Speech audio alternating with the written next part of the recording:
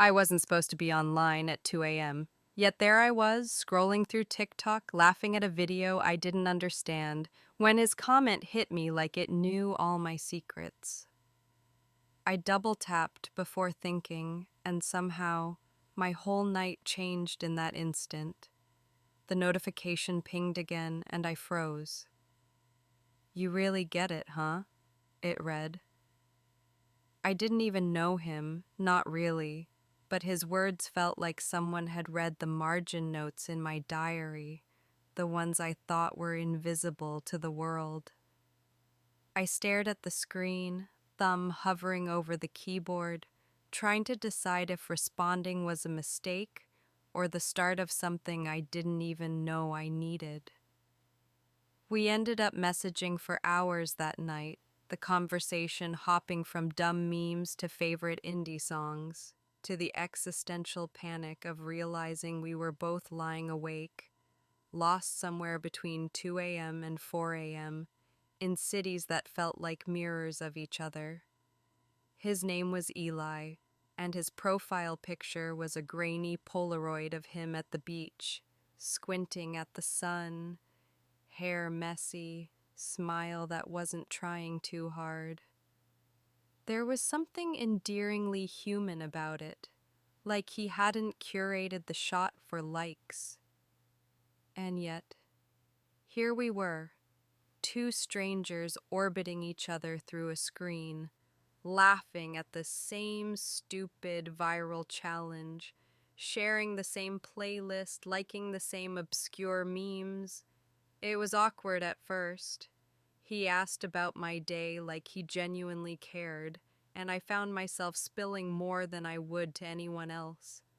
I tried to act chill, typing out sarcastic replies, but every time he sent one of those little gifs that perfectly captured his mood, or worse, my mood, I melted a little inside. I started timing my messages to seem casual, crafting perfect little texts that made me sound funny, smart, effortlessly interesting. And then I realized I was performing for him just as he was performing for me, and yet it felt natural, like we'd known each other longer than our screens allowed. Our conversations were a weird blend of absurdity and intimacy. One night he sent me a video of a cat wearing sunglasses dancing to some obscure remix captioned, "Mood when life ignores your DMs." I laughed so hard I almost woke my roommate and replied with a 10-second clip of me in my messy hoodie, doing a terrible rendition of the same dance. It wasn't coordinated, not even close, but we laughed until our phones nearly died, sending each other a chain of memes, little emojis, inside jokes that would make no sense to anyone else. It was digital, yet intimate, like we were carving out a private corner of the internet just for us. Then came the TikTok duet challenge. He posted a silly lip sync tagging me saying, "I dare you." I recorded my side, fingers shaking, heart pounding like it wanted everyone to know how ridiculous I was willing to be for him. When he responded with a video of him laughing at my clip, I realized I wanted more than just screens between us. I wanted the awkward, clumsy, real version of him, not just his carefully edited digital self. We decided to meet. Our first real-life encounter was set in a tiny coffee shop I'd never noticed before, the kind with dim lights, mismatched furniture, and a playlist that sounded like someone's curated soul. I arrived early, pacing, checking my reflection in the window, adjusting my hoodie for the 10th time. And when I saw him walk in, Eli, same messy hair, same tentative smile, it was like seeing a notification come to life. My stomach did that weird flip, the one you only get when your heart has been swiping for months and finally lands on the right face. "Hey," he said, voice softer than I imagined. "I hope I'm not late." "No, you're fine," I managed, sounding cooler than I felt, though my palms were sweating. We talked about everything and nothing, exactly like we did online, except now I could see the micro expressions, the little crinkles by his eyes when he laughed, the way he fiddled with his coffee cup when he was nervous. And it hit me. I was falling for him, not the curated TikTok Eli, but the human version, the one that couldn't fit into a perfectly timed 15-second loop. There were moments that made me doubt everything, too. I'd see him liking some influencer's post and feel a pang of jealousy, irrational but real. I'd overanalyze emojis in his texts, worry about why he hadn't replied instantly, obsess over something that, in real life, would barely register. And he, I knew, probably felt the same, sweating over whether I'd misread a joke or if my online silence meant disinterest. It was exhausting, this dance of modern love, where every double tap and read receipt could feel like a message about my worth. But there were also moments that made it worth it. One night, he FaceTimed me at midnight because he'd found a ridiculous meme, and we ended up watching a stream of random viral videos together until 3 a.m., sharing the same laughter, the same sighs, the same tiny digital intimacies that felt more real than anything else. He showed me his favorite rooftop in the city, pointing his camera toward the skyline, and I sent him mine, and for a fleeting moment the distance disappeared. I don't know exactly when it happened, but I realized I trusted him, not blindly, not naively, but in that I'll let you in even when I'm scared kind of way. We fought, of course, misunderstandings over messages, casual jokes that stung a little too much, jealousy over viral attention. One night, I snapped at him over a text, saying things I didn't fully mean, and he didn't respond for hours.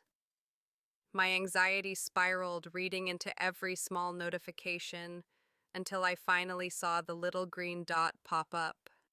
And there he was, quiet but patient, asking if we could talk. And we did, voice calls this time, real, raw, unedited. And I realized how fragile and yet how strong this connection was. I remember the first time I told him I loved him, not over text, not in a TikTok caption, but in the middle of a lazy Sunday afternoon, sprawled on my messy bed, my phone propped up as he FaceTimed me, smiling like he knew exactly how nervous I was. My voice wobbled, heart hammering, but when I said it, it felt like the truest thing I'd ever said. And he didn't reply immediately, just tilted his head, smiling that goofy, endearing smile, and then whispered, "I love you too." It wasn't perfect. Our love wasn't cinematic in the way Instagram might suggest. There were no perfectly timed golden hour photos or viral couple moments. But it was ours, real, messy, digital, human. And somewhere between the memes, the late night messages, the FaceTime calls, and the awkward first date stumbles, I found something I didn't think I could. Someone who saw me fully in both pixels and presence. I don't know how long it will last or what the future holds. Maybe the algorithm will change, maybe life will pull us in different directions. But I know this. Love in the digital age is complicated, sure, and sometimes messy. But it's real when it makes your chest tight, your laughter loud, your nights longer, and your mornings worth waking up for. And for now, that's enough. After that Sunday, everything felt slightly louder, like the world had turned up the volume on my emotions without asking. I noticed him everywhere, not physically, but in the way my phone buzzed and my brain instantly assumed it was him. I'd open Instagram and see a reel about long distance love or when you meet someone online and it gets too real, and my stomach would drop like the algorithm was watching my life unfold in real time. I'd send it to him with a, "This is literally us, LOL," and he'd reply with some dumb emoji combo that somehow said more than words ever could. But reality has this annoying habit of creeping in through the cracks. He started getting busier. I could tell by the gaps between messages, the shorter replies, the way our late night calls slowly shifted earlier, then disappeared altogether on some days. I told myself not to be dramatic.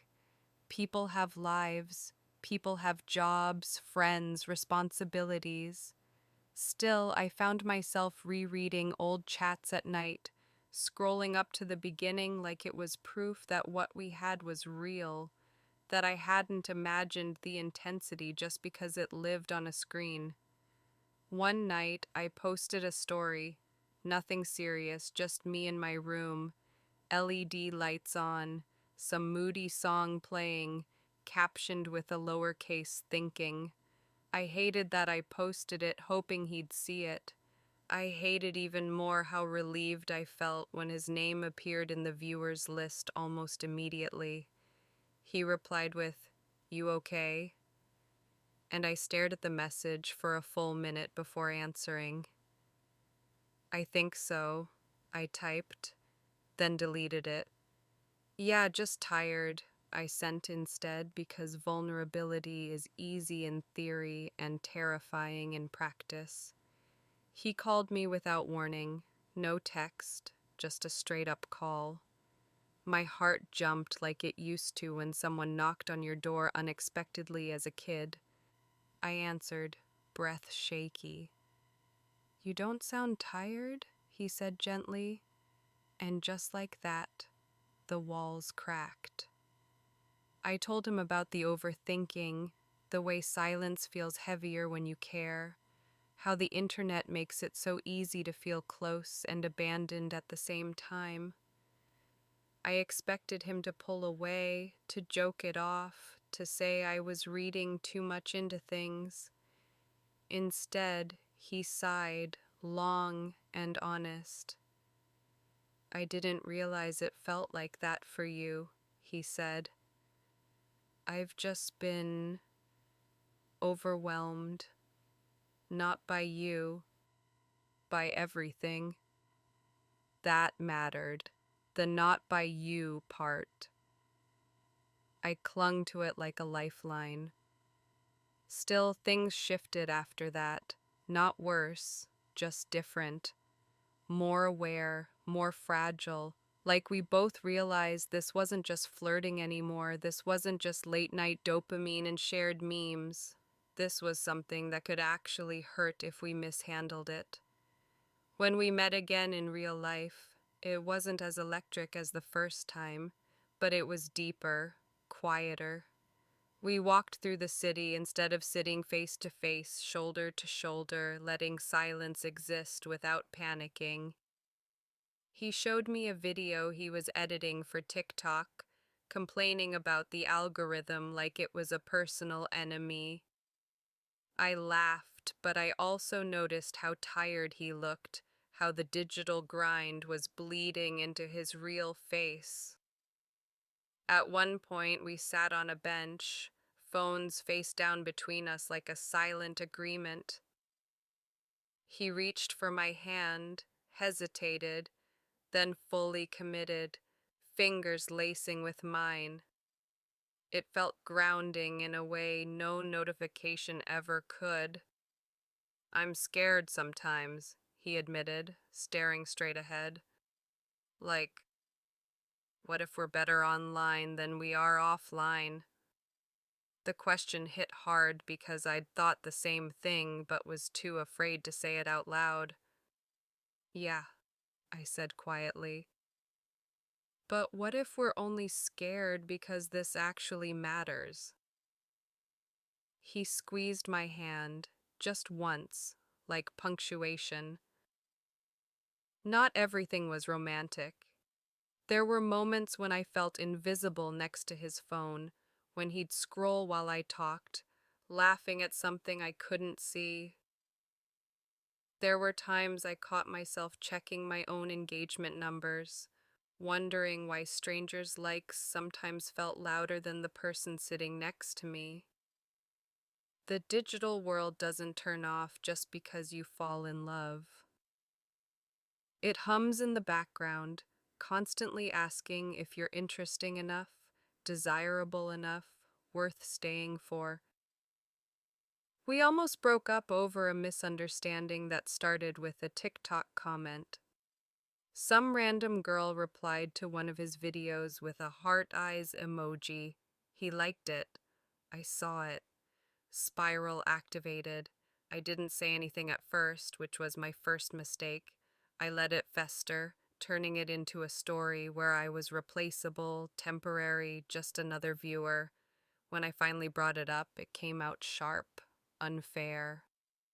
Do you need that attention so bad? I snapped over voice chat. He went quiet. Then, is that what you think of me? The silence after that was brutal. No typing bubbles, no background noise, just the sound of my own breathing and the realization that I'd crossed a line. We talked it through eventually, slowly, awkwardly, honestly. He told me how constant validation messes with your head, how numbers start feeling like proof you exist. I told him how watching it from the outside made me feel small. Neither of us was wrong. Neither of us was completely right. That felt like the theme of us. What surprised me most was how much I changed. I started putting my phone down more, not because some self-help post told me to, but because I wanted to actually feel moments instead of packaging them. I stopped crafting captions like they were armor. I let myself be boring sometimes, offline, unfiltered. One night, lying next to him, screen glow replaced by city light sneaking through the curtains, I realized something scary and calm at the same time. I didn't need him to post me to feel chosen. I didn't need constant replies to feel wanted. I needed presence, effort, honesty, and he was there. Not perfect, not always available, but real. I don't know where this goes next. Maybe we'll grow together. Maybe we'll outgrow each other. Maybe this story will end quietly, without drama or a final post. But I know this much. In a world obsessed with being seen, we learned how to actually look at each other. And that feels like its own kind of love. After that night, the rhythm of us shifted again, slower, steadier. We started planning things that didn't involve screens, little adventures that were just ours. One Saturday, we rented bikes and rode along the river, laughing every time I almost ran into a lamppost because I was too busy narrating a meme to him. He teased me mercilessly, of course, but I didn't mind. His laughter was warm, the kind that seeps into your chest and lingers. We also started cooking together. I discovered that his specialty was pancakes with the wrong ratio of sugar to flour, but he swore they were artisanal. I laughed so much that syrup ended up on the counter, on his shirt, probably on the floor somewhere. We made videos of our little kitchen chaos for fun, posting them half-heartedly online, but mostly just for ourselves. Watching them later, I realized the content didn't matter, the memory did. Evenings became our territory, No phones, just music in the background, the glow of fairy lights, and conversations that meandered from existential, what do you even want out of life? Moments to laughing over the most ridiculous viral challenges we promised we'd never do. And then, of course, we did them anyway because being serious together was exhausting and being ridiculous was freeing. I noticed I was less anxious too. The first week I didn't check my phone obsessively while waiting for his reply felt like a miracle. And when he didn't reply immediately, I didn't spiral. We were building trust, brick by brick, pixel by pixel, with our own little rules for how to exist in this digital age without letting it eat us alive. There were still weird moments. One afternoon, he posted a story of him at a coffee shop and tagged me with a meme caption I didn't understand. I laughed at first, but then felt a tiny stab of insecurity. Did he forget how our inside jokes worked? Was I reading too much into this? I texted him. Why the meme, though? Because I wanted you to laugh at my stupid face, he replied. It was enough, always enough. We even dared each other into TikTok collabs again, this time intentionally over the top. We made videos pretending to be dramatic soap opera characters in a coffee shop, overacting every line while strangers stared. By the time we uploaded them, our phones were flooded with notifications, but we didn't care. We were laughing too hard, shoulders pressed together, eyes squinting at the screen in delight. The internet could wait. Of course, life threw in its small dramas, job stress, unexpected family obligations, and that creeping feeling that maybe this love was too fragile to survive in a world obsessed with immediacy. But every time tension rose, we'd fall back on our habits, honest talks, ridiculous memes, shared playlists, and the quiet reassurance of a hand held or a shoulder leaned on. I remember the night we got caught in a sudden downpour. We were supposed to meet a friend for drinks, but the sky betrayed us. So we ran, half laughing, half panicking, through the slick streets, soaked to the bone, umbrellas useless, shoes squelching. We ended up huddled under the tiniest awning we could find, both dripping, both breathless, and just looked at each other. And in that moment, I didn't need a phone, a meme, or a viral video to remind me that I cared about him. I could feel it in every bone, every heartbeat, every shiver from the cold. That's when I realized how much we had grown. We weren't just two people flirting online anymore. We were partners in this weird, messy, hyper-connected world. We knew each other's quirks, fears, insecurities, hopes, and favorite memes. And somehow, despite all the distractions and anxieties, despite the pull of the digital tide, we had built something that was ours alone. We still mess around online, of course. TikTok dances, Instagram reels, meme wars. But now it feels like garnish, not the main course. Real life is richer, heavier, more unpredictable, and I like that. I like that we exist in both worlds without letting either one define us. One night, lying on my bed with my head on his shoulder, I whispered, "This is nice, huh?" He smiled, tracing circles on my hand. The nicest. And I knew that love in the digital age isn't about constant likes, viral moments, or perfectly timed texts. It's about presence, patience, honesty, and the courage to be awkward, messy, and real. Sometimes we laugh about how we met, His random comment on a TikTok, my impulsive double tap, the way a phone notification could change a night, a life. But it's never a joke. It's a reminder that love doesn't need a perfect algorithm. It just needs two people willing to show up, even when the world is full of distractions, even when the pixels fade and the notifications stop. And in the quiet, away from screens, away from the constant scroll, I finally understood. I loved him. Not the idea of him, not the Eli curated for the internet, but the real one.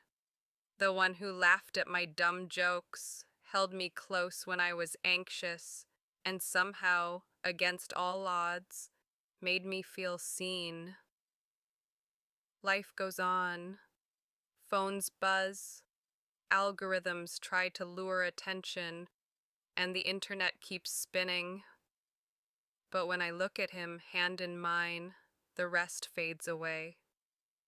And for now, that's all I need. After that night, things settled into a rhythm that felt like hours alone, messy and imperfect, but steady. We started carving out micro traditions. Sunday morning pancakes became sacred. He'd insist on putting too much sugar in the batter. I'd roll my eyes. We'd argue over the spatula like we were in some rom-com blooper reel, and then laugh until the smoke detector went off. Every little mishap became a memory, every awkward pause a story we'd tell each other later, giggling under blankets while the city hummed outside. One evening, we went on a spontaneous drive, windows down, music blasting, nothing planned. We stopped at a hill overlooking the city lights, and he pulled out his phone, not to scroll, not to capture a TikTok, but just to point out constellations. "See that one?" he asked. "I think it's Orion." I squinted, tried to make it out, and laughed because it looked more like a glitchy Instagram filter than a constellation. He laughed too, and we leaned into each other, quiet for a long time, just letting the world exist around us without trying to perform for it. Our inside jokes multiplied. A meme could send me into hysterics hours later, simply because I imagined him laughing alongside me. A song snippet could trigger a flood of messages, screenshots, and voice notes, just to make sure we were sharing the exact moment together, even when apart. It was digital intimacy layered over real presence, a strange hybrid that somehow worked. But love in the digital age isn't linear. There were nights of tension, too, like when he stayed out longer than he said he would, and I saw a photo pop up on his story. A group of friends, drinks in hand, laughter frozen mid-frame. My chest tightened, irrational yet intense. I texted him something sharp, something I regretted immediately. The reply came minutes later, calm, patient, gentle. "I didn't think you'd see that way," he typed. "I'm sorry." We talked for hours that night. Not about the story, not about the drinks, but about fear. Fear of abandonment, fear of being misunderstood, fear of digital illusions replacing reality. I realized how conditioned I was to measure affection by notifications and attention, and he confessed to the same. By the end, we weren't just apologizing, we were learning. Learning how to navigate not just each other, but the swirling, intrusive digital world we lived in. One late night, after a particularly long week, he FaceTimed me from his apartment. The screen was blurry, the lighting terrible, but he looked tired and real. We didn't talk much at first. He showed me a pile of sketchbooks he'd been working on. I laughed at his terrible doodles, and then we fell into silence. but it wasn't uncomfortable. It was easy, grounding. I realized that love isn't always declarations and fireworks. Sometimes it's shared quiet, the simple presence of someone else's existence alongside yours. Then came the first serious conversation, the one where we started talking about the future. Not just the next weekend or the next meme challenge, but months, years, plans beyond notifications and TikTok trends. He asked about my goals, my fears, the life I imagined beyond city lights and glowing screens. I asked him the same. It wasn't romantic in a movie-like way. It was terrifying and intimate, forcing us to show the parts of ourselves we usually hide behind humor and curated feeds. We also discovered how absurdly fun modern romance could be. He taught me a viral TikTok dance, and I taught him a few sarcastic Instagram hacks. We filmed challenges, sometimes succeeding, mostly failing spectacularly, but every attempt ended in laughter and clumsy high fives. Our phones captured moments we'd never post, digital souvenirs for just the two of us. And of course, there were still moments of doubt. Times when I'd see him interact with someone else online and feel that familiar, gnawing jealousy. Times when he'd scroll while I talked and I'd feel invisible. But now, we had the tools to talk it out without spiraling. We were building trust in real life, layer by layer, not just chasing dopamine from notifications. One rainy evening, I caught myself staring at him, drenched and smiling as we ran for cover under a tiny awning, his hand tight in mine. I thought about how random our story was, how a single comment on a TikTok had spiraled into something far bigger than either of us expected. And I realized something. Love in the digital age isn't about perfectly timed messages or viral moments. It's about presence, effort, patience, and showing up, even when the world is trying to pull you apart with notifications and endless scrolling. That night, as we finally settled into my apartment, dripping wet, blankets wrapped around us, I whispered, "I think this is real." He smiled, pressing his forehead to mine. "Yeah, really real." And for the first time, I believed it. Not because the algorithm said I should, not because the likes or comments or shares mattered, but because I could feel it in every laugh, every pause, every heartbeat shared between us. Real, human, imperfect, beautiful. The next few weeks felt like living in a dream edited by our own quirks and small rituals. We were no longer just Eli online and me scrolling at 2 a.m. We were humans navigating a world that insisted on performance, but offering us these tiny pockets of authenticity. Every morning I'd wake up to his good morning texts, never just a simple hey, always something goofy, always something that reminded me he was there, thinking of me. Some days, it was a meme referencing a conversation we'd had months ago. Other days, it was a short voice note of him humming some ridiculous tune that had stuck in his head. I laughed at them all, even when I was still half asleep. We had our first real argument in person, too. Not over texts, not over social media, but real life friction. It started small. He forgot to pick up the bread on his way to my apartment. Not the bread itself, but the principle of remembering the little things that mattered. I snapped, irritation spilling over, and he frowned, genuinely confused.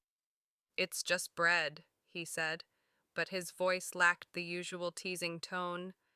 It's not just bread, I snapped back, suddenly aware of how ridiculous I sounded even as I said it. It's it's about remembering me. And then he laughed, not mockingly, but softly, almost shyly. Okay, okay, he said, holding up his hands. You're right, I'll try. But I'm not perfect. I know, I muttered, and we both laughed at the absurdity. Arguments in love are funny that way.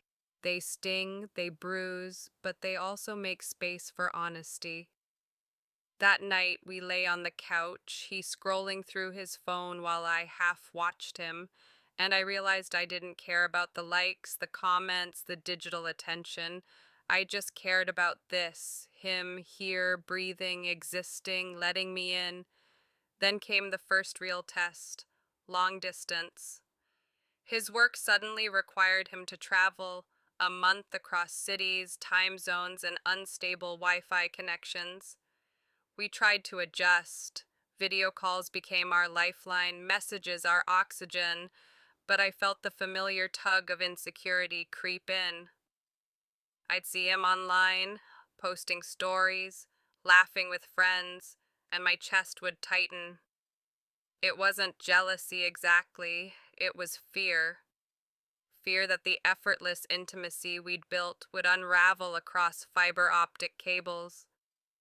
But we made it work.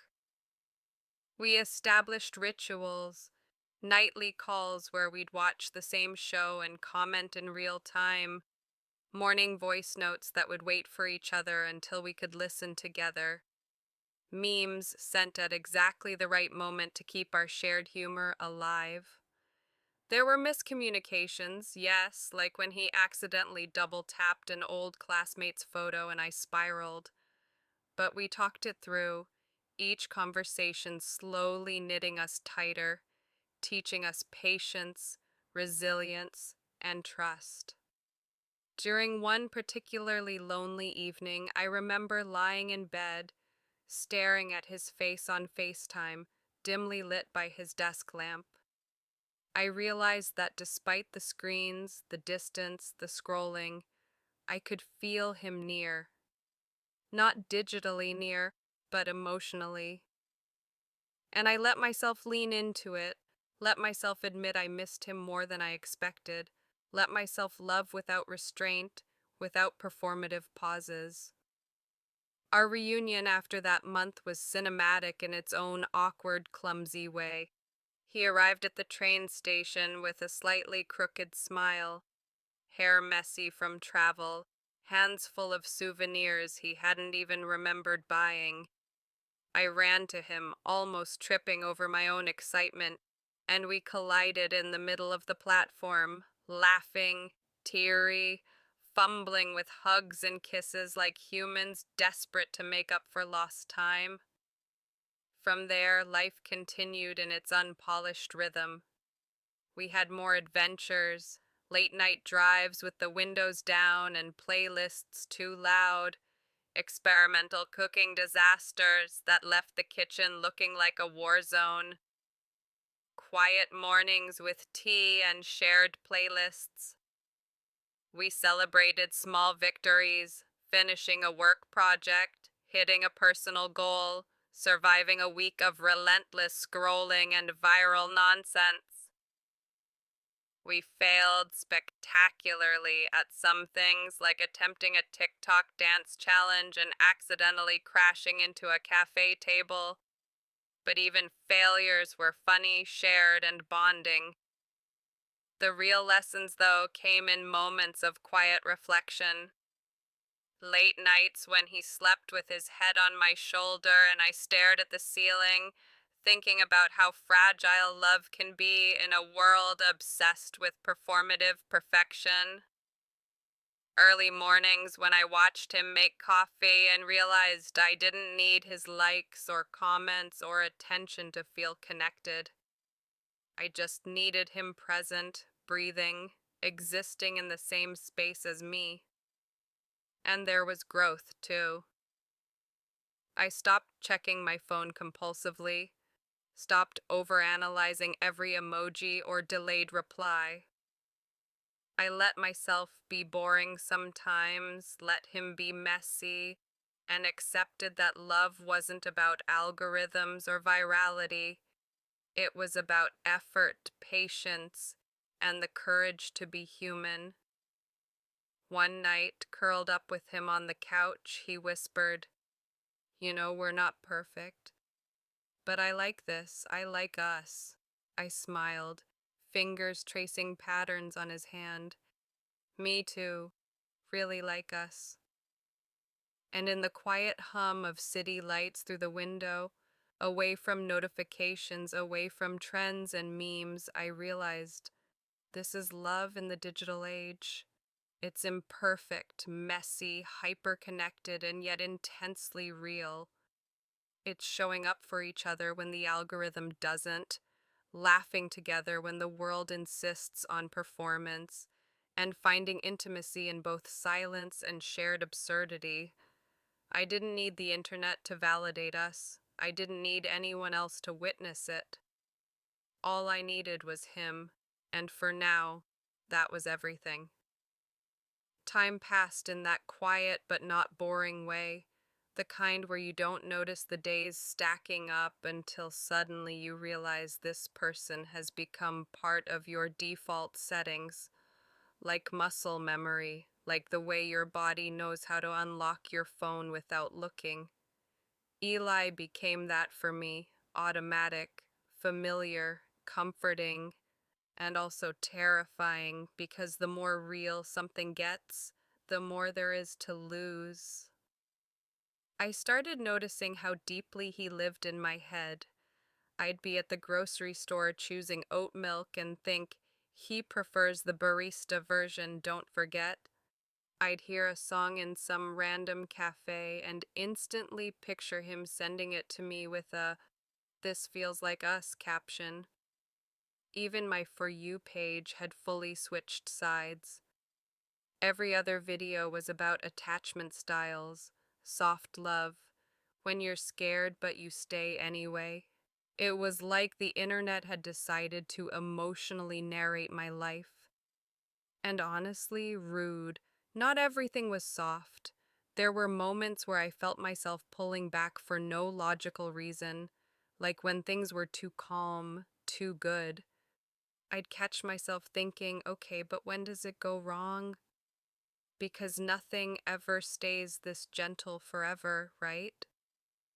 I hated that part of my brain, the part trained by ghosting culture, by situationships, by almosts and maybes and unread messages that never got answers. I was used to love being uncertain. Stability felt suspicious.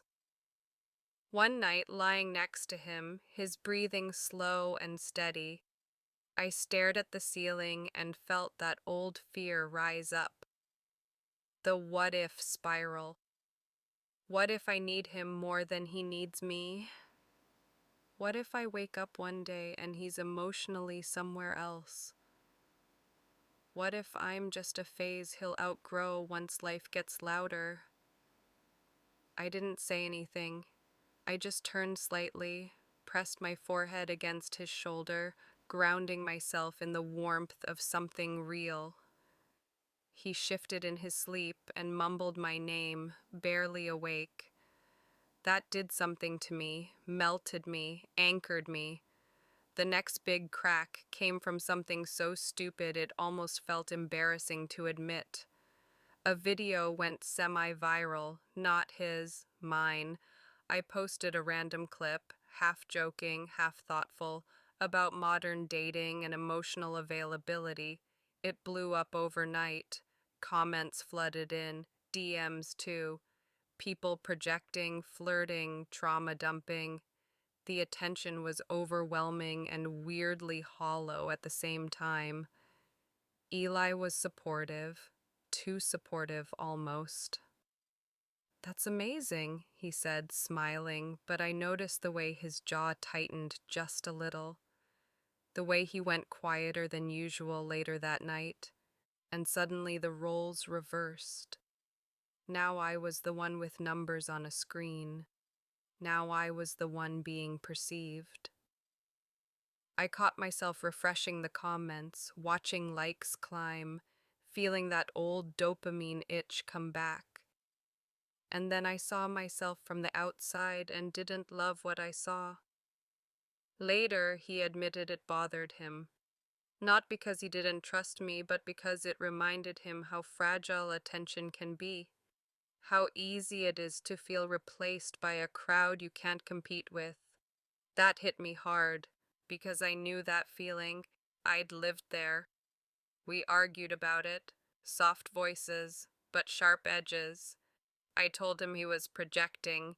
He told me I was chasing validation again. Both true, both unfair. We didn't resolve it cleanly. We went to sleep back to back, space heavy between us, phones untouched for once. That silence was worse than any fight. The next day felt off, colors duller, sounds louder. I replayed everything in my head, every word, every tone. Around noon, he texted, "Can we talk tonight? Like, actually talk." We did. No distractions, no screens, just us on the floor, backs against the couch, knees pulled in.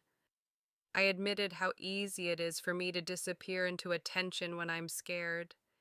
He admitted how being seen by thousands can make him feel invisible right next to me. We didn't fix each other, we just listened, and somehow that was enough. Something shifted after that, not dramatically, subtly, like we both chose each other again, but with eyes open this time. I stopped posting as much, not out of guilt, but clarity. He stopped pretending he didn't care about online stuff and started being honest when it triggered him. We met each other halfway, imperfectly, but intentionally. There was a night much later, months in, when we sat on the floor surrounded by nothing special, empty cups, soft music, city noise leaking through the window. He looked at me and said, "You know what's wild?" "What?" "If we met in real life first, I don't think this would have happened." I thought about how online gave us space to be honest before we were brave, how screens made vulnerability easier before presence made it deeper. "Yeah," I said, "but I'm glad we met the way we did." "Me too," he said. No irony, no joke. I don't believe in perfect endings. I believe in choosing over and over. In a world that teaches you to scroll past discomfort, we stayed, we talked, we learned how to be real without performing it. And if one day this ends, quietly, painfully, gently, I know it mattered. Not because it was public, not because it was aesthetic, but because it was lived. Because somewhere between a random comment at 2 a.m. and a real hand in mine, love stopped being content and became a choice. The ending didn't arrive with fireworks, no dramatic post, no soft launch breakup caption, no "we need to talk" text that shattered the day in half. It came the way real things usually do, quietly, honestly, with a kind of calm that hurts more than chaos ever could. It happened on an ordinary night, the kind that used to feel magical just because we were in the same room. We were sitting on opposite ends of the couch, both tired, both present, both somewhere else in our heads. The city outside was loud. Our phones were face down like we'd already learned that lesson. And still, something felt off. Not broken, just complete, in a way that meant it didn't need to keep becoming something else. I don't feel scared anymore, he said suddenly. I turned to look at him. About what? About losing you, he said. And that's how I know I love you. But I also know I'm changing. The words didn't sting the way I expected them to. They landed softly, like truth usually does when you're ready for it. I've been changing too, I admitted. And I don't think that's a bad thing. We didn't cry right away. We talked, slowly, carefully, about how love doesn't always mean staying in the same shape forever. About how sometimes you meet someone not to build a forever, but to learn how to love without hiding, how to show up without performing, how to stop confusing attention with connection. I don't regret us, he said, voice steady. Neither do I replied instantly. That part was easy. We hugged, long, familiar, real, no tension, no panic, just gratitude wrapped in warmth. When he left that night, it didn't feel like abandonment. It felt like closure choosing to be kind. The days after were strange. My phone felt quieter. Not empty, just calmer. My For You page still tried to drag me back into narratives that weren't mine anymore. If he wanted to, he would. Soulmates don't leave. Love shouldn't feel confusing. I scrolled past all of it, because love hadn't failed me. It had changed me. I noticed how different I was, how I no longer checked notifications for validation, how silence didn't scare me, how I could sit alone in a cafe without reaching for my phone like it was oxygen. I had learned how to be present, how to be chosen without being consumed, how to love without disappearing. Sometimes I still think of him when a song hits too close, when a meme is exactly his humor, when the city looks soft at night. There's no ache in it anymore, just a quiet smile, a thank you. We never unfollowed each other. We don't watch each other's stories either. There's a mutual understanding in that. Some things are better left untouched.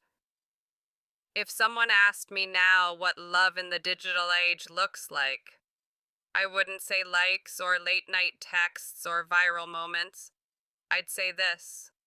It looks like learning when to log off. It looks like choosing presence over performance. It looks like letting something end without turning it into content. It looks like growth that doesn't need witnesses. I met him online. I loved him in real life. And I left that love better than I entered it. And somehow, that feels like the most modern love story of all.